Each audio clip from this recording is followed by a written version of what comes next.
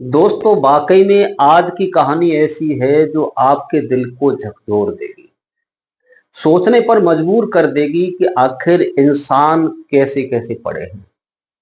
एक गांव में एक लड़की जिसकी उम्र लगभग 18 साल होती है। उसके माता पिता खत्म हो जाते हैं, चाचा और चाची पाल करके उसे सयाना कर लेते हैं। लेकिन उस लड़की के साथ उसकी चाची ऐसा जुल्म ढाती है, ऐसा करती है कि एक दिन एक भिखारी जो भीख मांगने आता है, उस लड़की का निकाह उस भिखारी के साथ कर देती है। लड़की रोती है, चिल्लाती है, लेकिन अंत जो होता है इस कहानी को सोचने पर मजबूर कर देगा। दोस्तों एक बार जरूर इस कहानी को सुनिएगा। चलिए ज्यादा समय न लेते हुए कहानी की तरफ रुख करते हैं। बस आपसे वही एक रिक्वेस्ट है, अगर हमारे चैनल पर आप पहली बार हैं तो वीडियो को लाइक करें, चैनल को सब्सक्राइब करें। दोस्तों ये कहानी उड़ीसा की है जो हम आपको बताने जा रहे हैं। एक लड़की जिसका नाम था सकीना। सकीना के माँ और बाप, इनकी मृत्यु हो जाती है जब ये लड़की 12 साल की थी। उसका चाचा होता है जिसका नाम था अकरम, और अकरम की पत्नी उस लड़की को पाल पोस कर बड़ा करते हैं। और एक अकरम की भी लड़की थी जिसका नाम था आयशा। ये दोनों लड़कियां बराबर की थी, लेकिन जो सकीना की चाची थी ये दोनों से भेदभाव करती थी। उसके जो चाचा अकरम थे अपनी भतीजी को ज्यादा लाड़ प्यार करते थे, और क्योंकि उसके माता पिता नहीं थे। लेकिन उसकी चाची हमेशा उस लड़की को परेशान करती थी।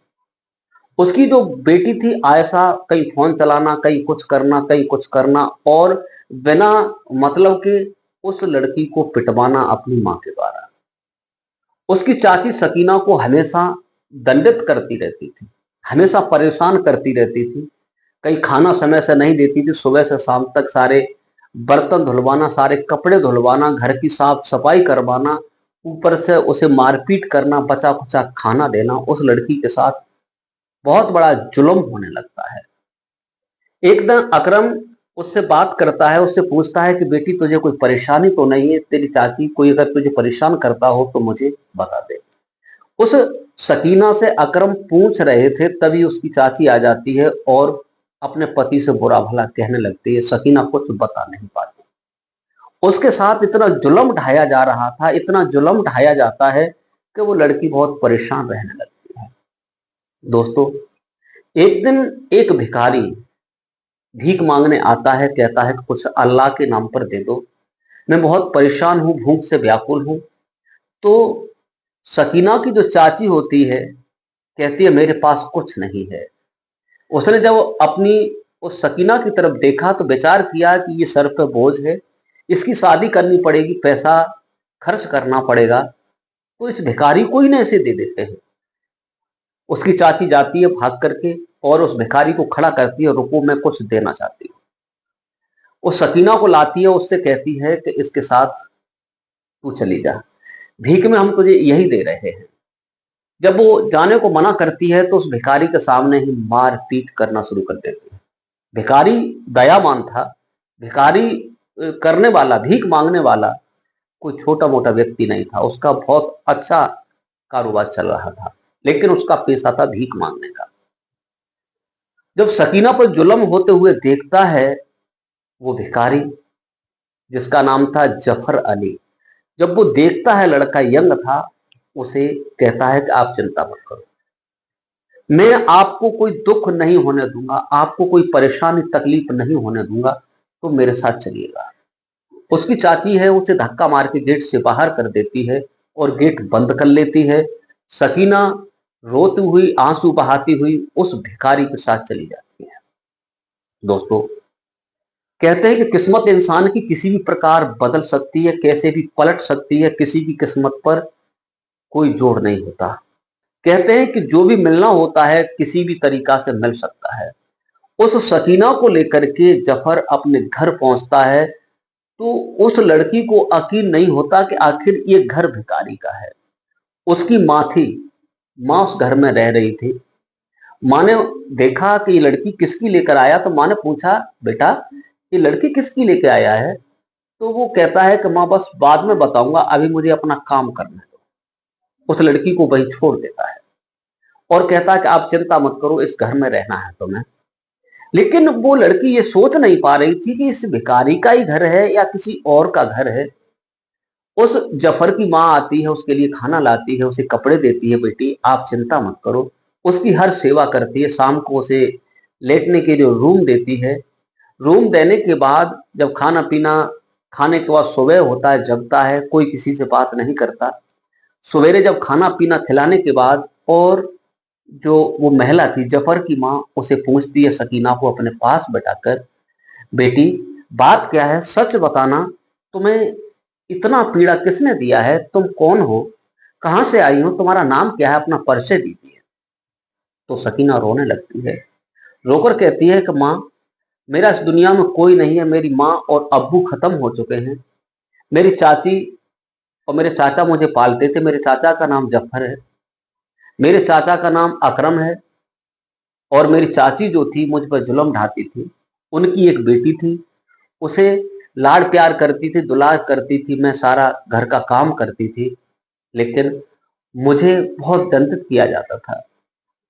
मेरी चाची ने मुझे मार पीट करके भीख में दान दे दिया और ये मुझे लेकर आए। मुझे नहीं मालूम मैं कौन हूँ, कहाँ से आई हूँ, किस घर में हूँ, मेरे अभी ये पता ही नहीं कि वो भिखारी कौन था जो मुझे इसे यहाँ करके गया है।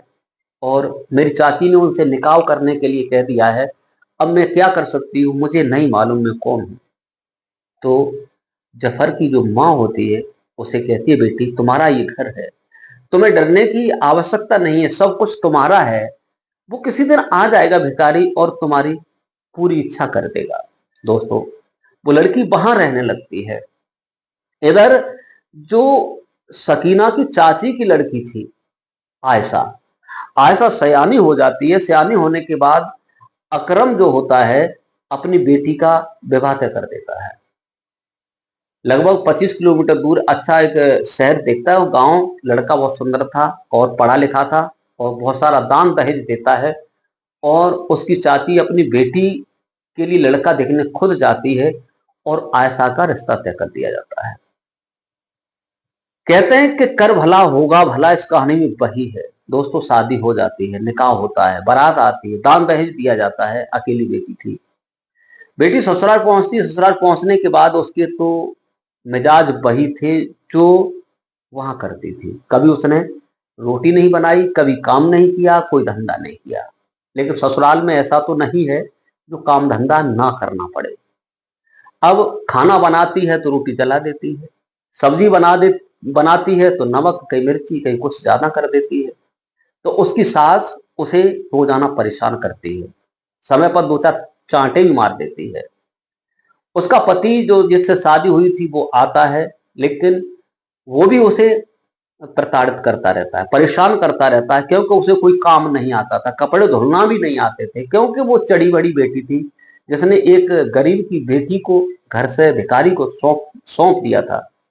दोस्तों, समय चलते यहां तक समय चलता है कि जो आयशा थी उसका पति उसे तलाक दे देता है। तलाक जब दे देता है, तलाक देने के बाद वो रोती चिल्लाती अपने घर चली जाती है। उसकी माँ उसकी पिता पूछते हैं, अकरम बेटी बात क्या है, तो वो सारी बात बता देती है। मेरे साथ जुल्म किया गया है, मुझे घर से निकाल दिया गया है, मैं कहीं की नहीं रही, अब मैं क्या करूं, रोती है चिल्लाती है। अब उसकी चाची अपने किए कराए पर पछताने लगती है। यहां तक होता है कि कुछ समय चलने के बाद, कुछ समय बदलने के बाद अकरम को एक दिन अचानक दिल में दर्द होता है। दर्द होने के साथ साथ नतीजा यहां तक पहुंचता है कि उसकी मौत हो जाती है, उसे दिल का दौरा पड़ जाता है। अकरम की मृत्यु हो जाती है। अब गांव के लोग भी वही थू थू करने लगते हैं कि जो इसने जिंदगी में किया है, इस बेटी को डिवोर्स हो गया, इसने उस गरीब की बेटी को भिखारी को सौंप दिया और ये महिला बहुत खराब है। दोस्तों, जो एक छोटी सी दुकान थी अकरम की वो भी बिक जाती है और उसकी बेटी आयशा और उसकी माँ इतनी गरीब हो जाते हैं कि वो भीख मांगने पर उतारू हो जाते हैं। जो दूसरे की बेटी को भीख वाले को दे दिया, भिखारी को दे दिया था, वही आज दोनों भीख मांगने लगती है, माँ और बेटी।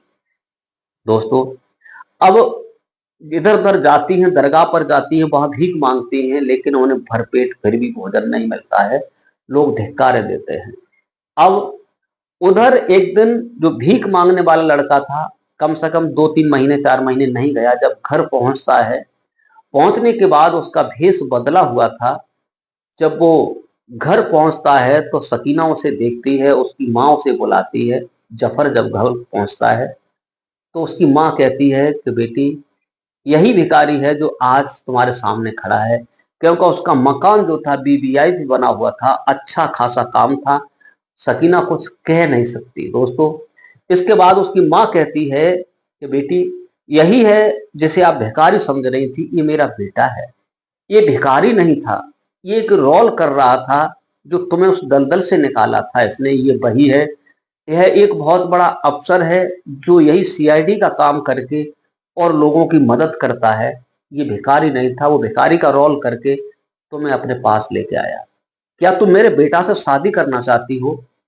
तो सकीना अपनी गर्दन नीचे झुका लेती है, नजर नीचे कर लेती है और कहती है कि मैं क्या कह सकती हूँ, मैं तो कुछ भी नहीं कह सकती। मुझे तो इनके अर्पण कर दिया गया है, अब इनकी इच्छा है, मेरे साथ जो भी करे मैं करने को तैयार हूँ। दोस्तों, जफर जो होता है अपनी बेगम सकीना से कहता है कि आप चिंता मत करो, मैंने पहले तुमसे कहा था कि तुम्हारी जिंदगी में मैं सुकून लाऊंगा, तो मैं वही भिखारी हूं, मैं कोई और नहीं हूं, ये मेरी माँ है। दोस्तों, सकीना ने घर का सारा काम संभाल लिया था, अपनी सासू माँ का दिल जीत लिया था, जो जफर की माँ थी। दोस्तों, नतीजा इस दहलीज पर पहुंचता है कि दोनों रीति रिवाजी से निकाह कर लेते हैं, दोनों शादी कर लेते हैं। दुल्हन के जोड़े में सजती है सकीना और जफर, शादी हो जाती है। शादी होने के बाद उसके पास गाड़ी थी, घोड़ा था, बंगला था और एक सीआईडी इंस्पेक्टर था। दोस्तों, एक दिन अपनी पत्नी को लेकर कहता है कि चलो आज कहीं घूमने चलते, होटल में खाना खाने के लिए। तो सकीना को गाड़ी में बैठाकर और वो लेके जा रहा है। उसे मालूम पड़ता था कि मेरे साथ सपना हो रहा है या मैं सतवाव देख रही हूँ, ये सब क्या हो रहा है। दोस्तों, कहते हैं कि इंसान की किस्मत का किसी को पता नहीं है, भाग्य से ज्यादा किस्मत से कुछ मिल नहीं सकता। दोस्तों, अब गाड़ी में बैठकर जा रही थी, जैसे ही एक मस्जिद मिलती है, वहां लोगों की भीड़ थी, कुछ महिलाएं भीख मांग रही थी। जैसे वो गाड़ी से उतरते हैं, दरगाह पर जाते हैं, नमाज अदा करते हैं, जब लौट कर आते हैं तो क्या देखते हैं कि महिला और उसकी बेटी जवान भीख मांग रहे हैं, हाथ में कटोरा होता है। तो जैसे ही सकीना उसकी तरफ नजर करती है तो उन दोनों को पहचान लेती है। उसकी चाची थी और वो आयशा थी, जो उस पर जुल्म ढाया करती थी, वही माँ और बेटी दोनों होते हैं। जब ये उनकी तरफ देखते हैं तो सकीना कहती है, तुमने मुझे पहचाना या न पहचाना, मैंने तुम्हें पहचान लिया। ये आयशा है, तुम हमारी चाची हो, मैं सकीना हूं। तुमने मुझे भिखारी के साथ अर्पण कर दिया था, धक्के मार के घर से निकाल दिया था, एक टाइम का भोजन नहीं दिया था, ये वही भिखारी है। कुछ पैसे लेकर उनके कटोरे में डाल देते हैं और दोनों होटल में खाना खाने चले जाते हैं। दोस्तों, वो दोनों ही अपने करे कराए पर पछताने लगती हैं कि हमने अगर बेटी के साथ गलत न किया होता तो शायद आज हमारे साथ नहीं होता। तो एक कहावत भी तो है कि कर भला होगा भला। अगर आप किसी के साथ गलत करोगे तो सोचो मेरे साथ अच्छा हो, नहीं होगा। अगर तुम किसी के साथ अच्छा करोगे, कितना भी गलत हो फिर भी तुम्हारा सही हो जाएगा। आज उन दोनों के साथ वही हुआ, उन्हें बहुत बड़ा पश्चाताप होता है। दोस्तों, तभी तो कहते हैं कि किसी के साथ नहीं चाहिए दिल दुखाना किसी का, क्योंकि सदा ना रहेगा जमाना किसी का। कितना भी बड़ा पहलवान हो, कितना भी बड़ा बलवान हो, लेकिन सदा दिन एक जैसे किसी के नहीं गुजरते हैं। दोस्तों, इस कहानी को से आपको क्या सीख मिली है, कमेंट में जरूर बताइए। मेरे हिसाब से तो सीख ये है कि किसी के साथ कभी बुरा नहीं करना चाहिए।